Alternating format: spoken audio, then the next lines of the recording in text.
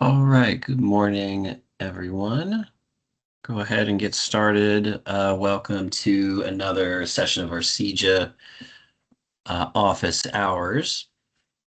Before opening up to questions, I really just had one update that I wanted to go over. I know we mentioned it um, as a forthcoming update, but it is now in the production environment, is this status for inquiry, not eligible, not interested.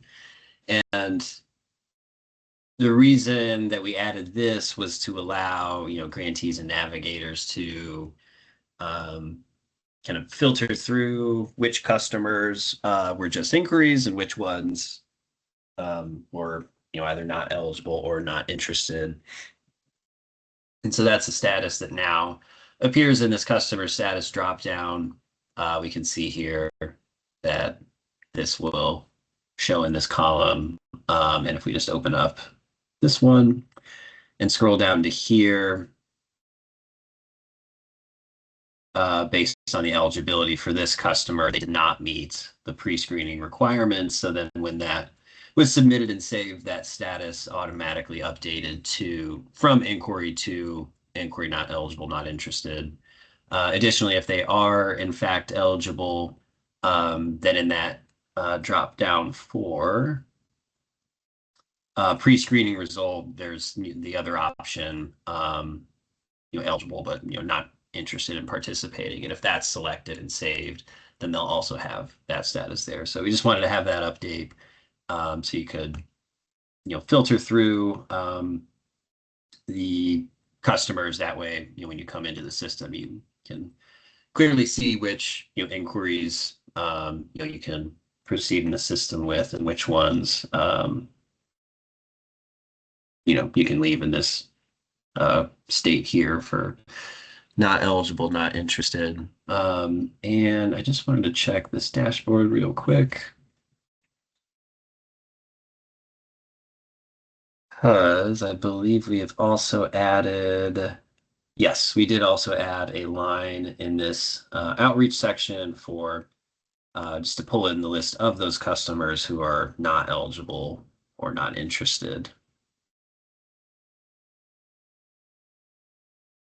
And I know it's come up in a few help request tickets, but there was an issue with navigators in particular, kind of initiating the transfer request. There was the drop down, or the drop down for them to select themselves as the organization to request a transfer wasn't available. That is an update that our programmers are currently working on, that will have pushed out soon, so we can get all squared away with that, and kind of any other issues we uh, ran into during last week's call there.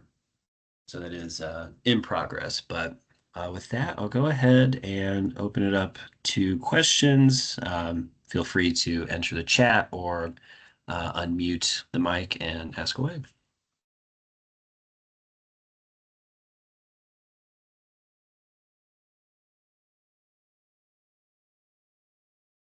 Hello. Hi. Hi. So I have a question about one of the new updates for the career plan, like the add step slash services. Mhm. So I see that we have now for Climate Works pre-apprenticeship training services and a follow-up service. Are we only to now fill those out, or do we have to add in more services? I believe. Well, I'll definitely confirm with the RAs. At least as far as the follow-up services go, I'll need to, let me make a note of this to double check on that, but because that may, I just want to look into that follow-up services, because I have a couple questions myself about that. But as far as um, other services, if you fill out the service needs assessment, and there's a need for, let me open this up here.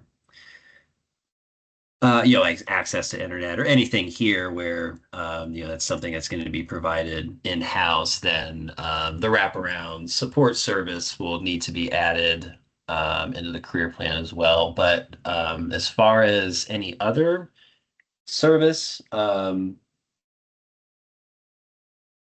think that might depend on a few things. I would kind of ask the RAs if, about that, if there's other services that need to be added, or if there's the expectation that in Climate Works, just that pre-apprenticeship training service kind of encompasses everything. Yeah, so this is Nate, and so I think the way it works is that you can add additional services, right, David? There are still services that they could add if they wanted to, but we packaged up all the different elements of the bridge, or of the pre-apprenticeship program, into one single service called pre-apprenticeship, so you don't have to individually assign all the different components of that, whether it's OSHA or construction basics or whatever. We'll know that a vetted part of your curriculum is your curriculum is the pre-apprenticeship program, right? So yes, so for that, you just have to enter the pre-apprenticeship training. But if there are other services that you're enrolling the participant in, then you can continue to use other services as well. Okay, so moving forward, everything is basically in the pre-apprenticeship training services, but if anything else like OSHA 10 or MC3, we would add those separately. No, those are part of your pre-apprenticeship training, right? Right. Yeah, so then, okay. It's part of the pre-apprenticeship training is already kind of included within that training services. But if there are other services beyond the training services, is what I was mentioning. And then for the hubs, then similar story, except for instead of pre-apprenticeship program, you're dealing with bridge. And then for that program, obviously you'll have the bridge, and then you'll also have job specific training. But for the Climate Works program, the pre-apprenticeship training service should capture all of the training. Okay, thank you so much for clarifying that. No problem. Hi, David. This is Joy. I have a question. Hi, Joy. Yeah, what's your question? So, can the partners that administer barrier reduction services have a workNet account? Yes. Yeah. Yeah, they can set up a worknet account, and then if you just send me an email, or you can just send me an email, and then we can get them the access they need to get set up in the system. Okay. So, for example, like if we were working with Saving for Urban League, Save Our Sons, and they provided a barrier service, they'll be able to log in on our Illinois network to document that service that they provided. Hang on, let me. Trying to make it clear. Yeah, let me pull up an example here. So let's say, what does it need here?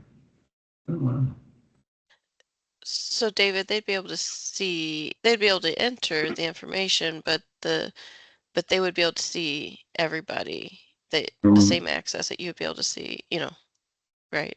Or Correct. That organization that's associated with that organization. Typically, right. This is Larry.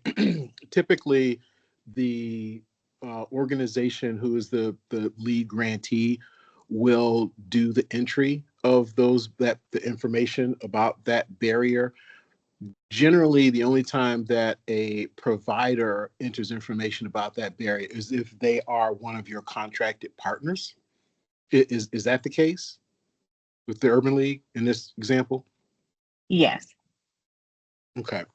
So if they're essentially a sub grantee who's handling all of the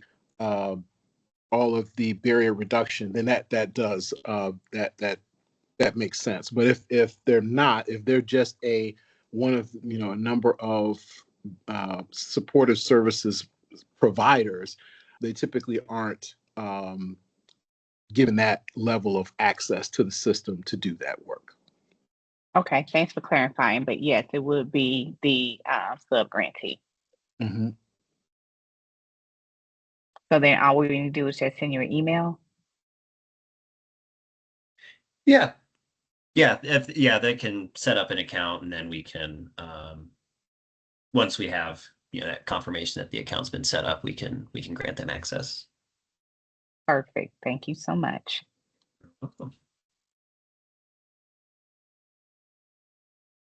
I did see the question in the chat about the follow-up services. That's something I need to look into because I don't want to, that might be tied to something that we have on the program completion page, but that's something I need to, or maybe I'm thinking of a different service, but that's something I need to look into about that. I think there might be a little more to that service than just what we see there. But that's something I'll look into and can provide an update on.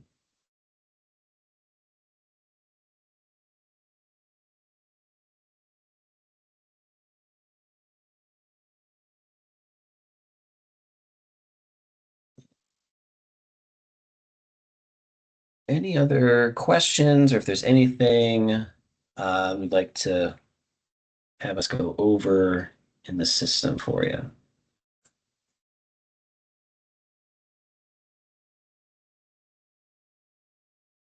I have a question again. This is Joy. Yeah. Can you go over again how we enter into like a test mode using the CEJA? Like if I wanted to have like caseworkers to practice, Oh, yeah. Yeah, absolutely. implementing it. Thank you. Yeah. Yeah. So I'm going to open up another window on my other screen here. Because we do have a few different test logins. So let me pull that up here. So this is, let's see.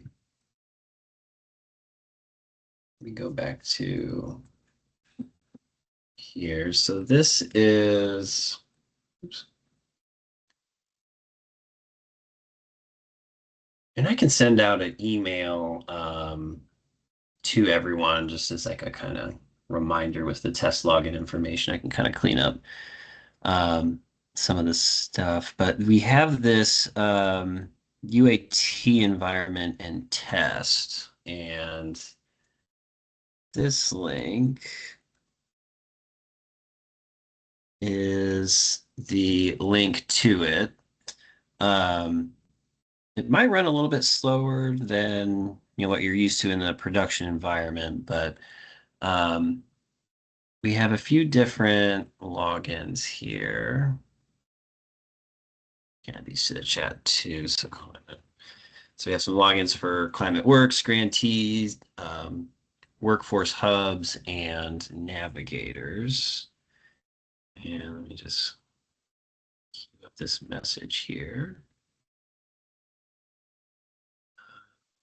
Okay, so we have our username, our password, and let's see.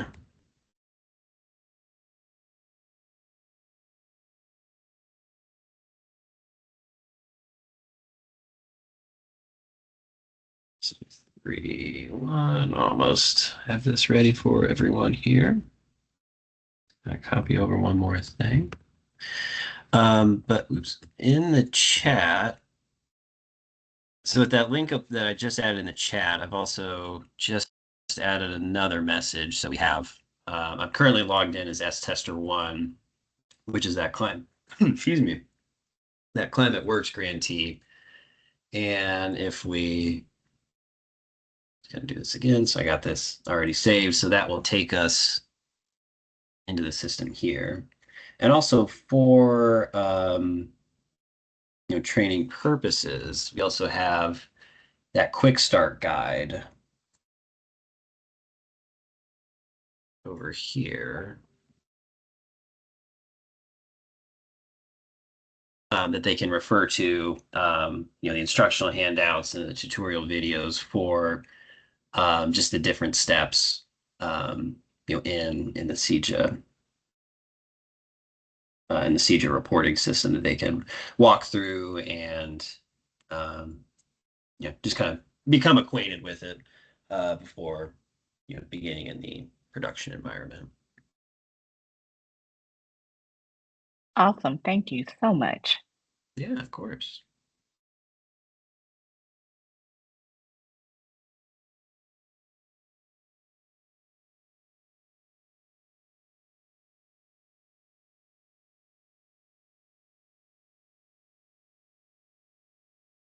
Anyone have any other questions or anything they'd like for us to go over?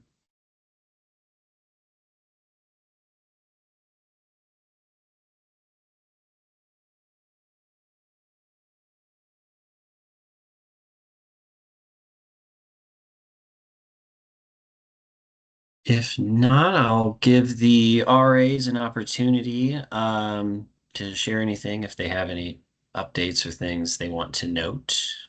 Larry, Nate, or Michelle. Thanks, David. I don't really have anything to note except that, we will be reviewing everyone's work plans. So that's what we're working on right now, but I don't know if Nate or Larry have anything. Nope, I don't have anything. This is Larry. I don't have anything beyond that.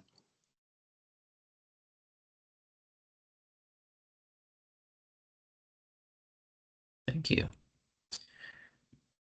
We have one last, ask one last time if there's any other questions or things to go over.